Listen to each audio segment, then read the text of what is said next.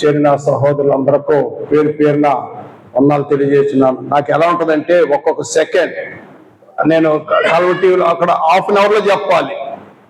ఏదో time pass చేసి వెళ్ళటం కాదు నా ఉద్దేశం. చెప్పాలి, నేర్పాలని తపన ఉంటుంది నాలో.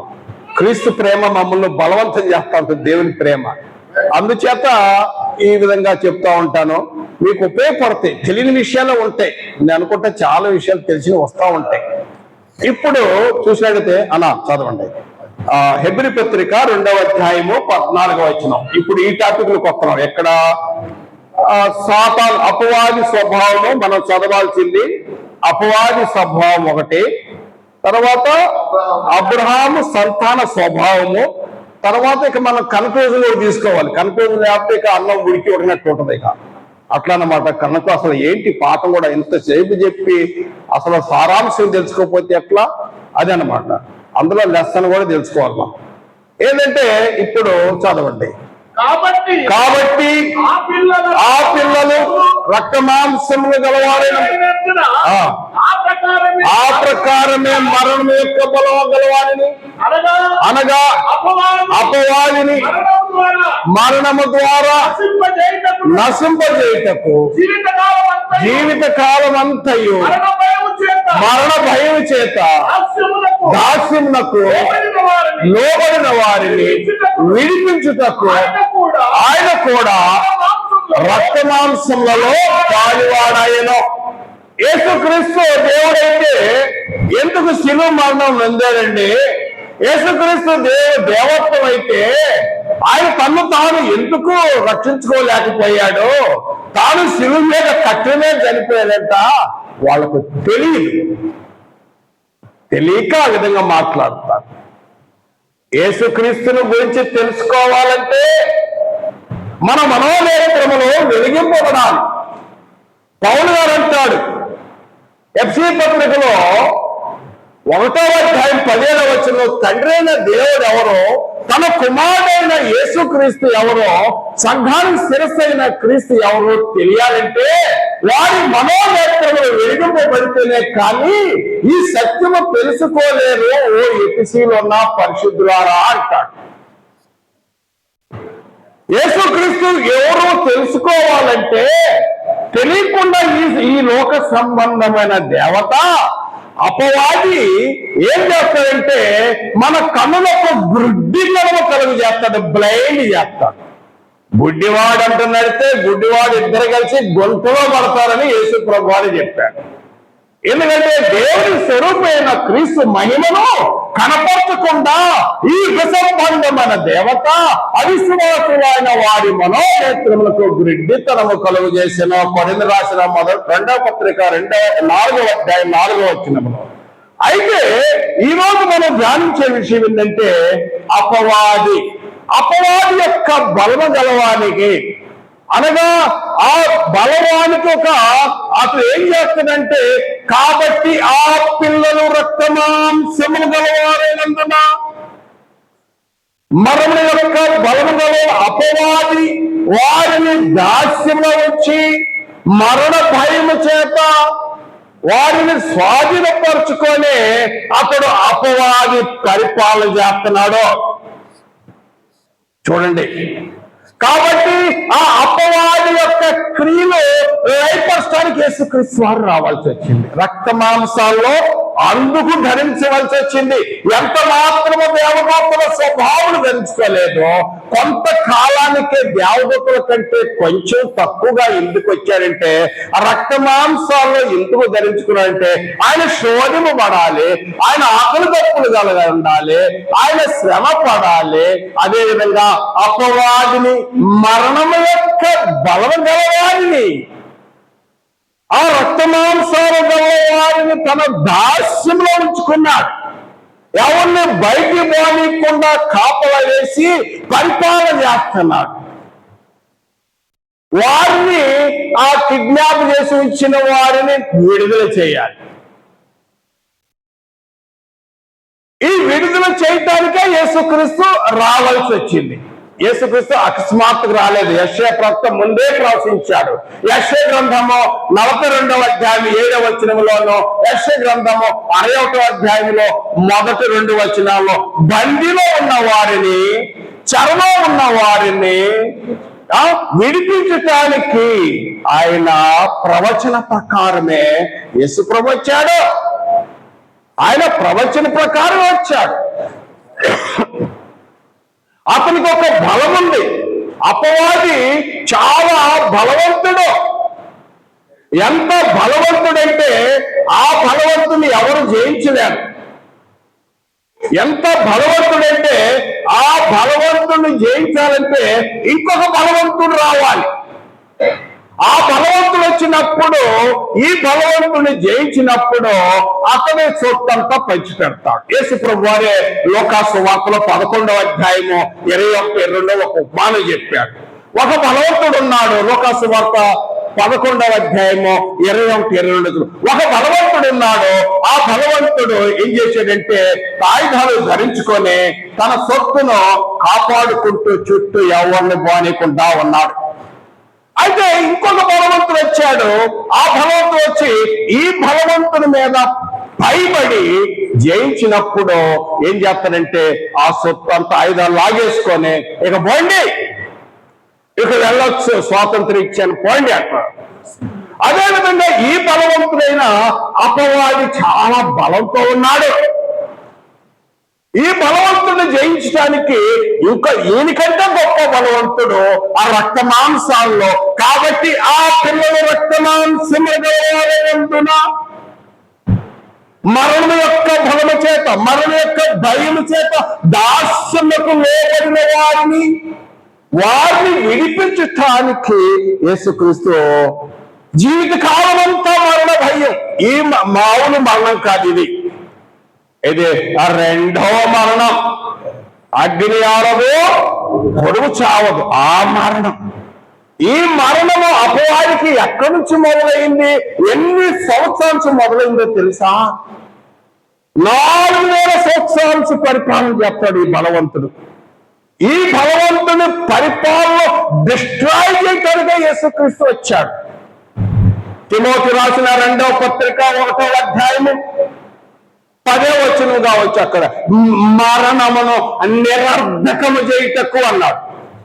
తిమోతి రాసిన 2వ పత్రిక 1వ అధ్యాయము 10వ వచనం మరణమును నిరర్ధకము, అబాలిష్ చేయటానికి ఈ బలవంతుడు రావాల్సి వచ్చింది రక్త మాంసాల్లో. అయితే ఈ బలవంతుడు ఏం చేస్తాడంటే ఎప్పటి నుంచి పరిపాలన అంటే 4000 సంవత్సరాల నుంచి. ఈ రెండో బలవంతుడు వచ్చేసరికి 4000 సంవత్సరాలు పరిపాలన అండి. ఆ లెక్క కూడా మీకు చెప్తాను. ఆ లెక్క 4000 సంవత్సరాలు ఎట్లంటే చూడండి, వాక్యము చదువుదాం. రోమాపత్రిక 5వ అధ్యాయము 12వ వచనము మరియు 14వ వచనము నేను వివరణ చేస్తాను. ఇట్లుండగా ఒక మనిషి ద్వారా పాపము, పాపం ద్వారా మరణము లోకమంతయు ప్రవేశించింది. అలాగనే మనుషులందరికీ ఇందులో ఏ భేదం లేదు. ప్రతి మనిషి పాపము చేయని వారి మీద కూడా పాపము వచ్చేసింది. ఆ యొక్క అక్కడ ఏంటి జరిగింది? పాపం, ఆజ్ఞాతిక్రమము పాపము, పాపం వలన మరణము, మరణం వలన ఆ రూలింగ్ వచ్చేసింది అపవాదికి. ఎక్కడి నుంచి? ఆదాము మొదలుకొని. అది కూడా చెప్తాడు 14వ వచనంలో. అయినను ఆదాము చేసిన అతిక్రమము పోలి పాపము చేయని వారి మీద. తర్వాత భాగంలో ఆదాము మొదలుకొని మోసే వరకు ఇప్పటి వరకు మరణము ఏల్తా ఉంది. ఈ మరణము ఏలతా ఉంది. ఎవరు ఏలికలో ఉన్నది? అపవాది పరిపాలనలో ఉన్నది. రోమాపత్రిక 5వ అధ్యాయము 27వ వచనములో పాపము ద్వారా మరణము, మరణము ద్వారా ఏలత ఉంది అంటాడు. అపవాది 4000 సంవత్సరాల నుంచి పరిపాలన చేస్తున్నాడు. పాపంలో నడిపించటము, వాళ్ళని బందీగా ఉంచటము, వాళ్ళు ఎక్కడికి తీసుకెళ్తున్నాడు?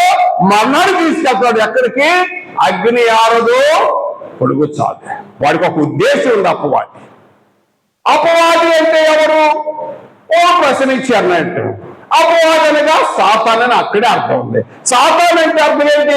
ఎబ్రీ పదం. ఇది ఎబ్రీ పదం ఏంటి? శత్రువు. ఎవరికి శత్రువు అపవాది అంటే? దేవుని బిడ్డలకు శత్రువు. ఇది ఎప్పుడు పోరాటమే. ఆది కాండము 3వ అధ్యాయం 15వ వచనం అప్పుడే దేవుడు చెప్పాడు.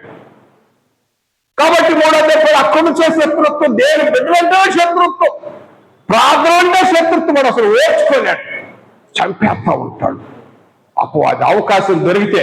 కాబట్టి ఈ అపవాది గురించి కొన్ని విషయాలు ప్రియమైన సహోదరులారా, ఈ అపవాది గురించి మనము చదువుకుందాం. ఈ అపవాది చూసినట్టయితే ఇతడు ఎలాంటి వాడంటే, ఈ అపవాది ఇతడు ఎప్పటి నుంచి ఉన్నాడో మనకు తెలియదు. అసలు ఎప్పటి నుంచి ఉన్నాడో తెలియదు. కానీ యోహాను భక్తుడు అంటాడు, యోహాను రాసిన మొదటి పత్రిక 3వ అధ్యాయము 8వ వచనములో, 3వ అధ్యాయము 8వ వచనములో ఏముంది? అక్కడ యోహాను రాసిన మొదటి పత్రిక అపవాది యొక్క క్రియలు ఏర్పరచడానికి ఉందనా? దేవుడి కుమారుడు ప్రత్యక్షమే లయపరచడానికి. పాపము చేయవాడు వాడి సంబంధం అన్నమాట. కాబట్టి అతడు గురించి మనం చూసినట్టయితే అతడు రూలింగ్ చేస్తున్నాడు. ఎప్పటి నుంచి రూలింగ్? ఎప్పటి నుంచి అండి? 4000 సంవత్సరాలు లెక్క చెప్పాను. ఎక్కడి నుంచి? ఆదాము మొదలుకొని మోషే. అంటే మోషే ధర్మశాస్త్రం. మోషే ధర్మశాస్త్రం వచ్చి యేసుక్రీస్తు వారు స్త్రీ సంతానం వచ్చాడు. స్త్రీ సంతానం చెప్పాడు ఆది కాండం 3వ అధ్యాయం 15వ వచనం. చెప్పాడా? నేను తల మీద తొక్కేస్తాడు, వేస్తావు, దెబ్బ కొడతావు, సిలుకు ఎక్కిస్తావు, కానీ తొక్కేస్తాడు, క్రష్ చేస్తాడు. ఆయన స్త్రీ సంతానం. గల్తీ పత్రిక 4వ అధ్యాయం 4వ వచనము, ఆయన స్త్రీ సంతానం వచ్చేసరికి 4000 years అండి. ఇది లెక్క. ఈ 4000 years రూలింగ్ ని డిస్ట్రాయ్ చేయటానికి, అపవాది యొక్క క్రియలో ఏర్పరచడానికి, అబాలిష్ చేయటానికి యేసుక్రీస్తు ఈ లోకానికి వచ్చాడు. ఎప్పటి నుంచో వచ్చాడో మనకు తెలియదు. ఇతడు అపవాదికి చాలా పేర్లు కూడా ఉన్నాయి. అతనికి చాలా పేర్లు ఉన్నాయి. అతడు కాండగ్రంథము 12వ అధ్యాయంలో ఆది ఘట సర్పం, మహాసర్పం. అబ్బో, పెద్ద తలలు, మహాఘట సర్పం అన్నాడు. తర్వాత అక్కడ చూసినట్లయితే ఇతడు దురాశ. ఇతనికి కాండగ్రంథం 12వ అధ్యాయము 9-10 వచనాల్లో 10 వచనం ఇతడు చూసినట్లయితే సహోదరుల మీద నేరాలు వేస్తా ఉంటాడు. దేవుని బిడ్డలంటే నేరాలు. నీకేం తెలుసండి? అతను తాగుబోతైతే అది తాగి తూరుతూ వెళ్తుంటే నీకేం తెలుసు అనగలే. అన్నకు డౌట్ వచ్చా, మా అన్న నిజంగానే తెచ్చు. నీకేం తెలుసు? పక్కన పెట్టుకొని ఆ రాత్రి తెచ్చుకుంటాడు, ఆయన చేత తెప్పించుకుంటాడు అనగలే. లేనిపోయిన సంఘంలో అనుమానం వచ్చాడు. అతడు అనుమానం తీసుకొస్తా ఉంటాడు. అపవాది ఆయన యొక్క గుణ లక్షణాలు, వాడికి ఏంటంటే వాడికి చాలా పేర్లు ఉన్నాయి. ఒకటి ఏంటంటే ఆది ఘట సర్పము, ఒకటి అపవాది, 2 సాతాను. తర్వాత ఇతడు ఏం చేస్తాడంటే ఇతరుల మీద నేరాలు మోపుతా ఉంటాడు, లేని మాటలు పుట్టిస్తా ఉంటాడు. ఇతను ఏం చేస్తాడంటే 24 hours, కాండగ్రంథం 12వ అధ్యాయంలో 10వ వచనం, 24 hours day and night rest తీసుకోడు. టైం చాలా తక్కువ, ఆయనకి చాలా టైం తక్కువ ఉంది. కాబట్టి అనేక చేస్తూ ఉంటాడు. అనేక మంది తన వైపు తిప్పుకోవాలి. 24 hours ఏం చేస్తాడంటే స్కీములు పెట్టేస్తా ఉంటాడు. రాత్రి పగళ్ళు. ఎప్పుడంటే పగలు రెస్ట్ తీసుకొని రాత్రి మొదలు కాదు, రాత్రి రెస్ట్ తీసుకొని పగలు కాదు, 24 hours ఏం చేస్తాడు? తన పని స్కీములు పెడతా ఉంటాడు. అబ్బాయి ఇది నీకు ఉద్యోగాలు చెప్తానని చెప్తాడు. అతడు డైరెక్ట్ గా రాడు. బ్యాక్గ్రౌండ్ ఉంటాడు, అదృశ్యంగా కనపడని చెప్పాం కదా. అనుకుంటాడు, చేపిస్తా ఉంటాడు. ఇంటూ చేపిస్తాడు. ఒకడు దేని చేత జయించడంలో వాడు వానికి దాసుడు. యోహాను సువార్త 8:34 పేతురు రాసిన 2వ పత్రికలో 2వ అధ్యాయం 19 ఒకడు దేని చేత జయించడంలో వాడు దానికి దాసుడు. అప్పు చేయవాడు అప్పిచ్చు వాడికి దాసుడు. ఆ యజమాని ఎట్లా చెప్తే అట్లా చేయాలి. అబ్బాయి పొద్దున్న లెగవాలి, ఈయన అబద్ధాలు ఆడాలి, ఈయన స్కీములు పెట్టాలి, నువ్వు స్కీమ్ పెట్టేయాలి. ఉద్యోగం ఎత్తాను పెట్టాయి, డబ్బులు కలెక్షన్ చేసుకోండి, వస్తాయి. వాడికి డబ్బు దురాశ. నువ్వు డబ్బులు ఓసే ఉద్యోగం ఎత్తాడు, 2 రోజుల తర్వాత బోర్డు తిప్పేస్తాడు. తర్వాత మళ్ళీ ఇంకో స్కీమ్ పెట్టేస్తాడు. ఈఎస్ఐ పంపిస్తాను, కెనడా పంపిస్తాను, మళ్ళీ బోర్డు పెడతాడు, బోర్డు తిప్పేస్తాడు. ఇక్కడ మన తెలంగాణ వీరు పదవి మళ్ళీ ఆంధ్రలో పోయి కూర్చుంటాడు, మళ్ళీ మార్చేస్తాడు. వాడి పేరు మోసగాడు, ఎప్పుడు మోసం చేస్తా ఉంటాడు. ఇతడు ఇంకేం చేస్తాడంటే వాడు దేవుని స్వరూపమైన క్రీస్తు మహిమను కనపరచకుండా అవిశ్వాసులైన వారి మనోమిత్రములతో గుడ్డితనం, క్రీస్తుని నమ్మకుండా చేస్తారు. అసలు క్రీస్తు ఎవరో తెలియకుండా చేస్తా ఉంటాడు. ఇతను ఏం చేస్తాడంటే ఎందుకంటే యేసుక్రీస్తు ఇతను జయించాలి. ఎన్ని సంవత్సరాల నుంచి బాధపడుతున్నారు వీళ్ళు. 4000 సంవత్సరాలు రూలింగ్ ఎప్పుడు మామూలు రూలింగ్ కాదు ఇది. 4000 సంవత్సరాల రూలింగ్ ని అబాలిష్ చేయాలి యేసు ప్రభు వారు. ఇక్కడ 10-15 సంవత్సరాలు రూలింగ్ పోతుంటేనే ఎంతో బాధపడతారు, అల్లాడిపోతా ఉంటారు. ఈ 4000 సంవత్సరాలు రూలింగ్ పోతుంది. ఇప్పుడు ఇతను ఏం చేస్తాడంటే వీడికి దురాశ. వీళ్ళ తండ్రి ఎవరంటే అబద్ధాలకి తండ్రి ఎవరంటే సాతాను. అంటే వీడికి ఇంకో పేరుంది ఏంటి? అబద్ధములకు జనకుడు, అబద్ధాలకు తండ్రి. ఎవరు? సాతానుడు. యోహాను సువార్త 8:44 చూడొచ్చు. అబద్ధములకు తండ్రి జనకుడు. విశ్వాసం తండ్రికి అబ్రహాము, దరిద్రులకు తండ్రి యోబు. యోబు గ్రంథం 29:16 కావచ్చు, చూడొచ్చు. చూడండి, దరిద్రులకు తండ్రి ఎవరు? యోబు. విశ్వాసం తండ్రి ఎవరు? అబ్రహాం. ఈ అబద్ధానికి తండ్రి ఎవరు? సాతాను. అపవాది సాతాను మహాగత శాపము. వీడు దుష్టుడు. యేసు ప్రభువే చెప్పాడు, వీడు దుష్టుడు, ఈ లోకానికి కాదు అన్నాడు. ఈ లోకం వాడే కర్తను. ఎఫెసీ పత్రిక 2వ అధ్యాయం 2వ వచనంలో ఈ యుగ సంబంధమైన దేవత అన్నాడు. తర్వాత ఇంకోసారి అంధకార సంబంధమైన అధికారి అన్నాడు. వాడు చాలా పేర్లు చెప్పుకుంటా పోతే ఇతను ఏం చేస్తాడంటే ఇతడు అబద్ధాలు ఆడుతా ఉంటాడు. రోజుకు 100 అబద్ధాలు. సాధారణ ఒక తండ్రి ఏం చేస్తాడో, పిల్లడైనా అబద్ధం ఆడితే నాయన అబద్ధాలు ఆడటం మంచిది కాదురా అని సేవకులు చెప్తారు పిల్లలకి. అన్న ఈ పని చేయొద్దురా అని చెప్తారు. కానీ ఈ తండ్రి ఎలా అంటే ఎన్ని అబద్ధాలు ఆడితే అంత మెచ్చుకుంటాడు. ఎందుకంటే అబద్ధాలు తండ్రి కదా. రోజుకి అబద్ధాలు చెప్పాలి, నేరాలు వేస్తా ఉండాలి, వాడికి దురాశ, స్కీములు పెడతా ఉండాలి. అంత మాత్రమే కాదు, వీడు ఇతడు నరహంతకుడు. ఆది నుండి నరహంతకుడు ఉంది. ఆది నుండి నరహంతకుడు, మొట్టమొదటి నరహంతకుడే. మనుషులు చంపేసే పని వీడి పని. చంపేయటము, ఇతరుల మీద నేరాలేయటము. ఈ రూలింగ్ లో 4000 years నుండి ఇతను పరిపాలన డిస్ట్రాయ్ చేయటానికి ఇతను ఇంకేం చేస్తా ఉంటాడంటే ఎవరు మింగుతారు గర్జున సింహలే తిరుగులాడుతా ఉంటాడు. టైం తక్కువ, వాడిని అవకాశం దొరికితే గబాల మింగేస్తా ఉంటాడు. నేను చాలా అనేక మందిని స్టడీ చేస్తా ఉంటాను. నేను మా మిస్సెస్ ఎక్కువ అనేక కుటుంబాలు డ్యూటీ చేస్తూ తిరుగుతూ ఉంటున్నప్పుడు, ఆ రోడ్డు మీద వెళ్తున్నప్పుడు, మేము మోటార్ సైకిల్ మీద తిరిగేటప్పుడు అనేక మంది భార్య భర్తలు ఆ రోడ్డు మీద తగాదాడుకుంటా ఉంటారు. కొందరు ఈ మోటార్ సైకిల్ మీద కూర్చొని ఆయన బండి ఎడుతూ ఉంటాడు, వెనకాల గుద్దుతూ ఉంటుందని. తర్వాత నేను ఇటు మోడుతూ ఉంటాడు, చూడమ్మా చూడు వాళ్ళు చూడంటా ఉంటారు. కొన్ని సందర్భంలో ఆ గొడవలు పంచాయతీ కానప్పుడు మేము దూరం నుంచి అసలు ఎక్కడ జరిగింది కూడా అది కూడా తీసుకుంటూ ఉన్నాయి. కనుక ఈ విధంగా ఎవరిని మింగుతున్నా భార్యాభర్తల మధ్య గొడవలు తీసుకురావటమో, ఏదో ఒక సమస్య ఉంటుంది, ఏదో ఒక అనుమానం ఉంటుంది, వాళ్ళ మధ్య ఏదో వ్యభిచార సమస్య కావచ్చు, ఏదో దురాశ సమస్య కావచ్చు, భార్యాభర్తల మీద కొన్ని రహస్యాలు కావచ్చు, ఏదో బయట ఉండొచ్చు, ఏదో గొడవలు మొదలైంది. అయితే యథార్థం జరిగింది. ఒక సత్యం మీకు చూస్తాను, గుర్తుందో లేదో, దాదాపు 10 సంవత్సరాల క్రితంలో కారులో అమెరికా ఏ దేశం నాకు తెలియదు కానీ భార్య భర్తలు కారులో వస్తున్నారు. అడవిలో ఫారెస్ట్ లో ప్రయాణం అవుతుంది. కారులోనే వాళ్ళిద్దరి మధ్య ఫైటింగ్ మొదలైంది. సీసీ కెమెరాలో రికార్డ్ అయిపోయింది. ఆమె ఏం చేసిందంటే కారు గబల్ ఆమె డ్రైవింగ్ చేస్తుంది, దిగింది, పక్కకు వచ్చేసింది. పక్కకు వచ్చి భర్త దగ్గర వచ్చి ఏదో సట్టు కొట్టుకోవాలని చూస్తుంది.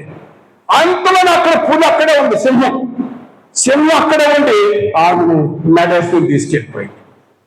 ఎంతమంది చూసారు గుర్తుందో తెలియదు. అక్కడ అడవిలో ఆ సింహం వచ్చి తీసుకెళ్ళిపోయింది.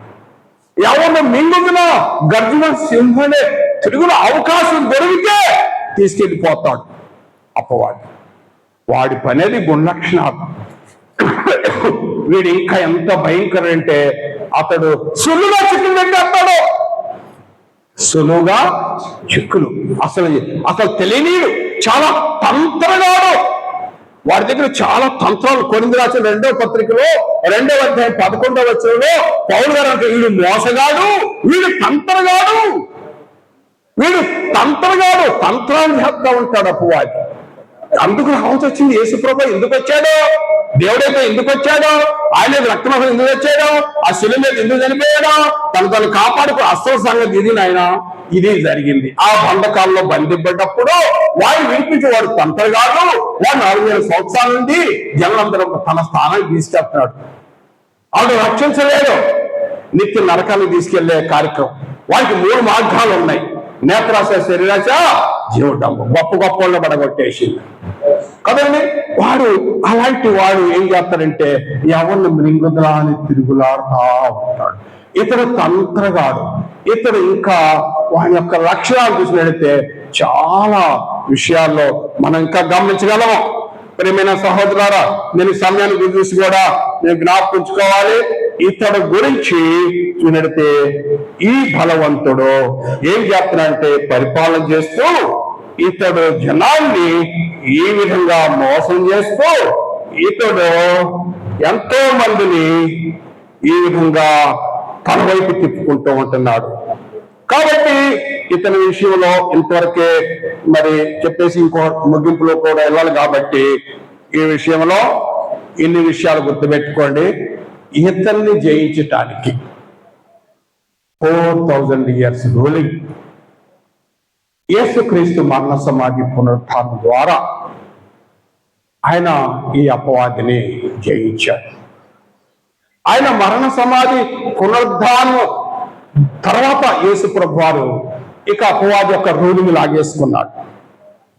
అందుకనే మత్తయి సువార్తలో 28వ అధ్యాయంలో 18 నుండి 20 వచ్చినట్టు అంతటా శిష్యులు దగ్గరికి వచ్చి పరలోకమందును భూమి మీదను నాకు సర్వాధికారం. ఎంత అధికారం అన్నా? సర్వాధికారం అంటే 100% అధికారం. 100కి 100 పాళ్ళు అధికారం తీసుకున్నాడు. ప్రకటన గ్రంథములో 1వ అధ్యాయం 18వ వచనములో నేను మొదట వాడను, కడపడ వాడను, జీవించు వాడను, మృతుడనై తిరిగాని ఇదిగో యుగములు సజీవుడినై ఉన్నాను.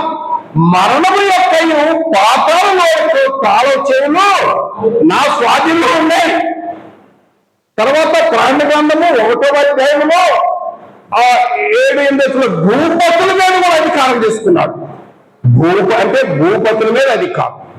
ఎందుకంటే అప్పటికి ఈయన పరిపాలన ఎవరిది? అపవాది పరిపాలన. యేసు ప్రభువు చెప్పాడు, ఇదిగో ఈ లోకాధికారి వస్తున్నాడు అన్నాడు.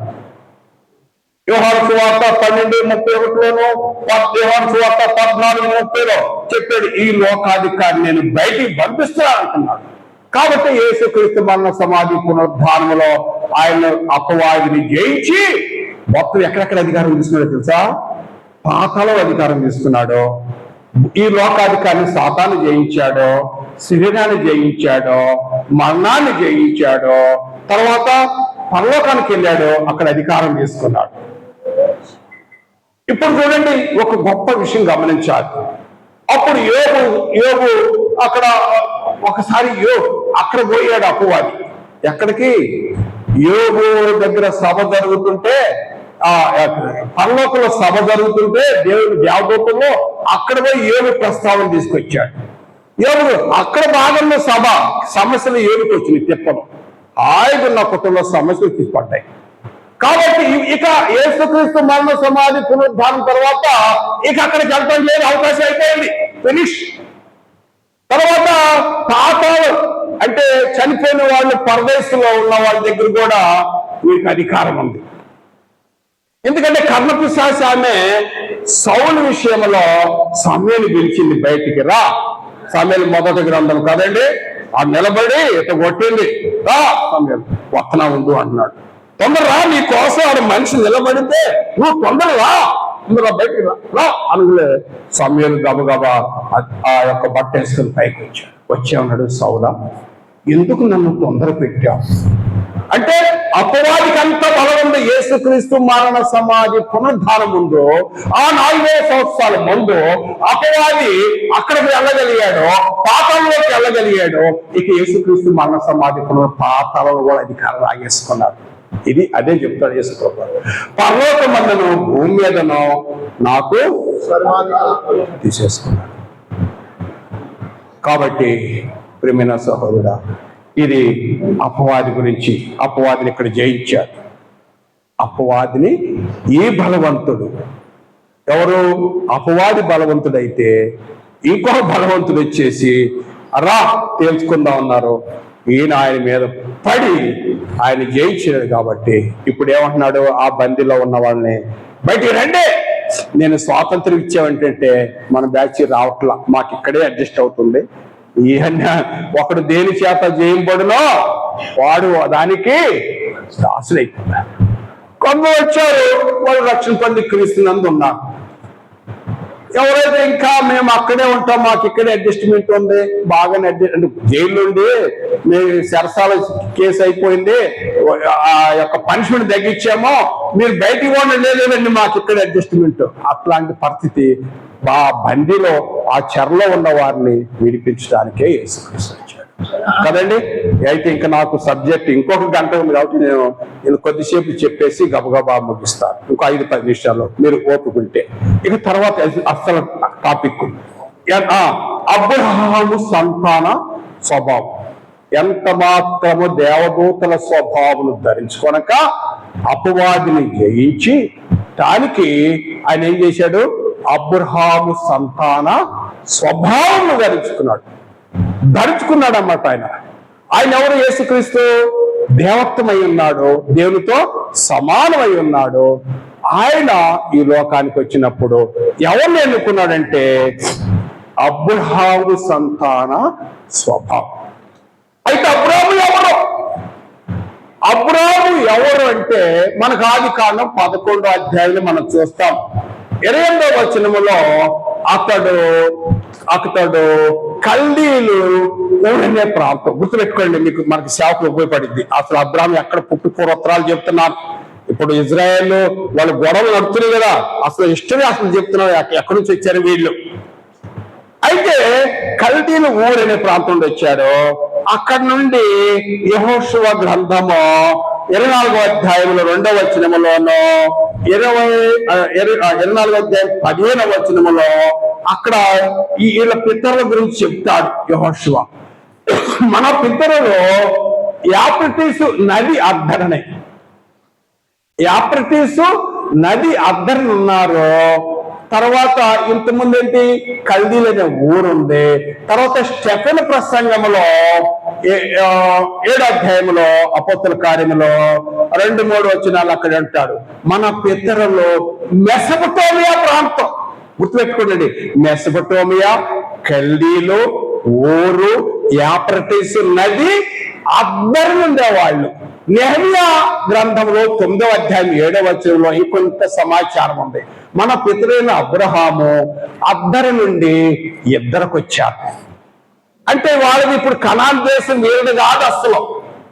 వీళ్ళు ఒక విధంగా చెప్పాలంటే ఇది ఇరాక్ ప్రాంతం. అది అక్కడ నుండి మరి యెహోషువ చెప్పేది ఏంటంటే ఇతర దేవతలు ఆరాధిస్తారు వీళ్ళు, విగ్రహారాధికులు వీళ్ళు. అబ్రహాము తెరహు వాళ్ళు ఎవరండి? విగ్రహారాధికులు. ఈ అబ్రహాము ఇంతవరకు ఎక్కడి నుంచి వచ్చారు అర్థమైంది కదా.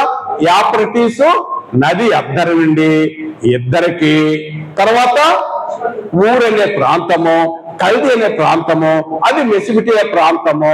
అక్కడ నుండి హారా నుండి సంసారం చేసుకుంటూ ప్రయాణిస్తూ కనాన్ దేశానికి వచ్చాడు.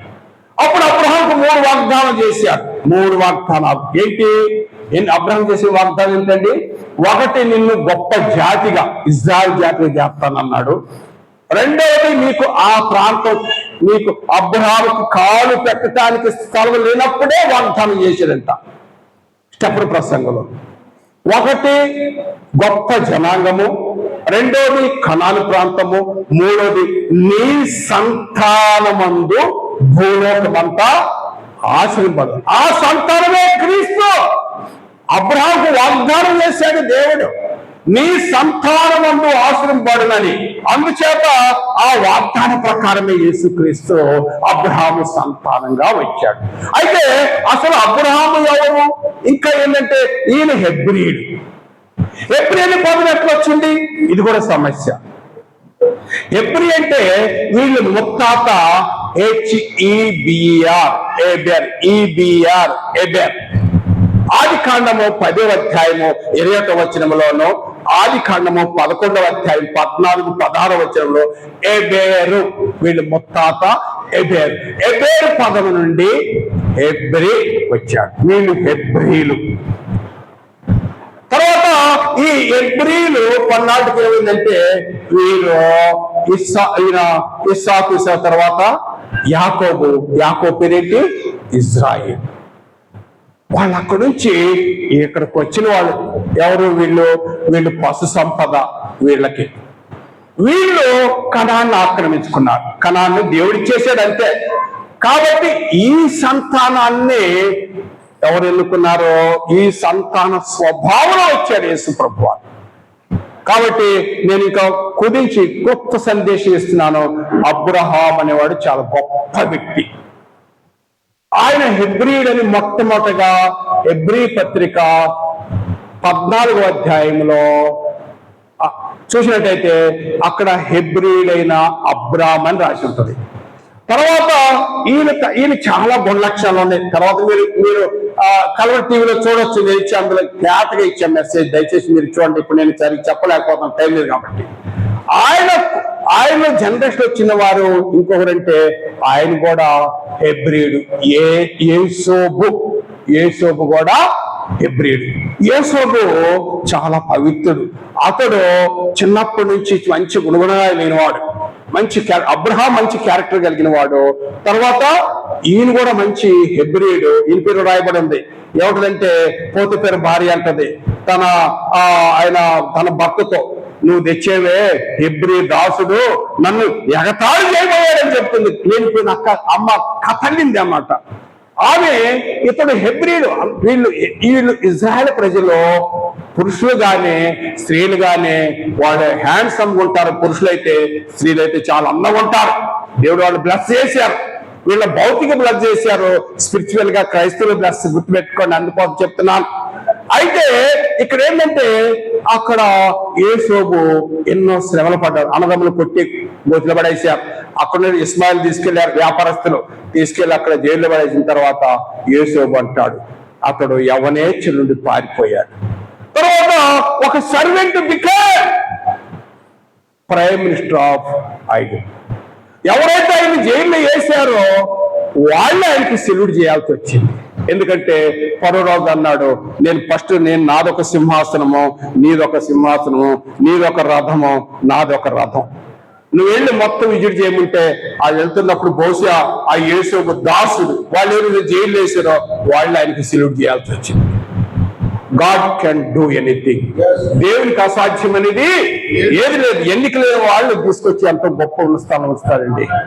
హెబ్రీ సంతానం. తర్వాత మోషే అల్పకాల పాప భోగులు అనిపించుట కంటే దేవుని ప్రజలతో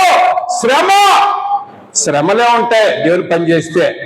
తర్వాత హెబ్రీ సంతానంలో పౌలు గారు ఈ విధంగా చెప్పుకుంటే చాలా మంది ఉన్నారు. చివరికి యేసుక్రీస్తు హెబ్రీ సంతానం వచ్చి ఆయన ఒక మంచి మాదిరి జీవితం చూపించారు కదండి.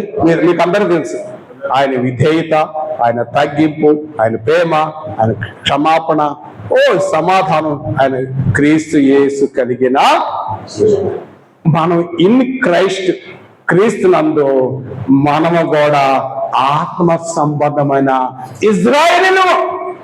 ఇజ్రాయేల్ గల్తీ పత్రిక 6వ అధ్యాయము 15-16 వచనాలు ఇంత చెప్పాల్సి వచ్చిందనమాట. యేసు క్రీస్తు అబ్రహాము సంతాన స్వభావం ఎందుకు వచ్చాడంటే, అబ్రహాముకు దేవుడు వాగ్దానం చేశాడు, నీయందు యూదులు అన్ని జనులు క్రీస్తు రక్తంలో కడగబడిన వారు ఒక కుటుంబం ఉంటారు. క్రీస్తు యేసుకి విశ్వాసం పొందిన వారు, బాప్తిసం పొందిన వారు, యూదులని లేదు, గ్రీకు దేశస్తులని లేదు, స్త్రీ అని లేదు, పురుషులని లేదు, దాసులని లేదు, స్వతంత్రం లేదు, ఆ ప్రదేశం ఈ దేశం లేదు, ఆ భాష ఈ భాష లేదు, ఆ ప్రాంతం ఈ ప్రాంతం లేదు, ఆ కులం ఈ కులం లేదు, ఆ మతం ఈ మతం లేదు. If you are in Christ you are one family. ఇది దేవుడు. ఆయన దేవుడు ఇజ్రాయెల్ ప్రజలు ఇప్పుడు మీకు తెలుసు, ప్రపంచంలోకి వెళ్ళి అత్యధికంగా భౌతికంగా ఆశ్రయించాడు, వాస్తవమే. బట్ ఇన్ క్రీస్తు నందున్న వాళ్ళు మనల్ని స్పిరిచువల్ గా బ్లెస్సింగ్ చేశాడండి. ఈ భౌతికంగా వీళ్ళు ఎంత ఆశ్రయింపడ్డారో రేపు పరలోకంలో ఇన్ క్రిస్టియన్స్ అంత గొప్ప ఐశ్వర్యంతులు డౌట్ పడే అవసరం లేదు.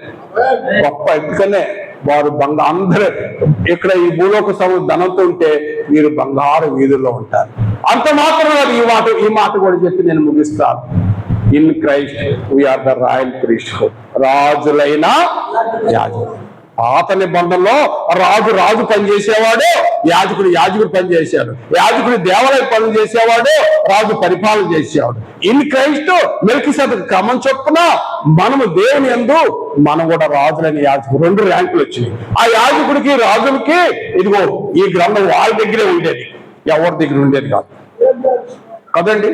రాజుల దగ్గర యాజకులు ద్వితీయోపదేశ కాలంలో నీ దగ్గర ఒక కాపీ పెట్టుకో, దేవుడు చెప్తాడు. యాజకుడి దగ్గర ఒక కాపీ ఉంటుంది, అసలు కాపీ ఇంకో ప్రతిమ నీ దగ్గర పెట్టుకో, మీరు చదవాలని చెప్పాడు. కాబట్టి ఈ గ్రంథము ఇన్ క్రైస్ట్ మనకు వచ్చింది, ఎంత గొప్ప ధన్యత. కాబట్టి మనము ఇదిగో అబ్రహాము సంతాన స్వభావం ధరించుకున్న క్రీస్తును మనం ధరించుకున్నాం. క్రీస్తు యేసులోనికి బాప్తిసం పొందిన మీరందరూ క్రీస్తును ధరించుకున్నారని మీరు ఎరగరా. క్రీస్తు ఏదో సిలువేసుకోవటం కాదు, అది అంతరంగంగా ఆయన మరణ సమాధి పునరుత్థానం క్రీస్తు రక్తంలో కడగబడినప్పుడు వీఆర్ ద స్పిరిచువల్లీ బ్లెస్డ్ అండి. రాజులని యాజకులు అయ్యాం. ఆ క్రీస్తు, ఆ దేవుడు ఎక్కడో ఎన్నికలను తీసుకొచ్చి ఆయన స్టేటస్ లో తీసుకొచ్చాడు, ఈక్వల్కి తీసుకొచ్చాడు. ఎన్నిక లేని వాళ్ళనో ఇది కూడా చెప్పి ముగిస్తాను. ఇప్పుడు క్రీస్తులందు లేనప్పుడు నా పరిస్థితి చెప్తున్నాను. క్రీస్తులందు లేనప్పుడు నా పని ఎట్టుందంటే, ఇటు 0 వేసా, ఈ ఒకటికి ఇక్కడ ఉంది, ఇక్కడ 0 అయితే విలువ ఉందా? ఏమి లేదు. ఇప్పుడు క్రీస్తులందు ఉన్నప్పుడు నేను కుడివైపున ఈ చేరా, అప్పుడు ఎంత వచ్చింది? 10 అయింది. ఇంకొకరు జాయిన్ అయితే 100. విలువ పెరిగిపోతా ఉంటాయి. ఇన్ క్రైస్ట్ విలువ పెరిగింది, క్రీస్తునందు 0 ఉంటాడు కదండి. కాబట్టి మనం క్రీస్తునందు ఉన్నాం కాబట్టి ఆ స్టేటస్ తగ్గట్టే మన జీవితం ఉండాలి. నాట్ లైక్ ఫేక్ క్రిస్టియన్ చాలా మంది మెదలేరు, అలా ఉండకూడదు. ఎందుకంటే మనం అబ్రహాము సంతాన స్వభావం ధరించుకున్న క్రీస్తునందు చేరాం, ఆయన సైన్యంలో చేరాం. వందనములండి. Thank you sir. వందనాలు.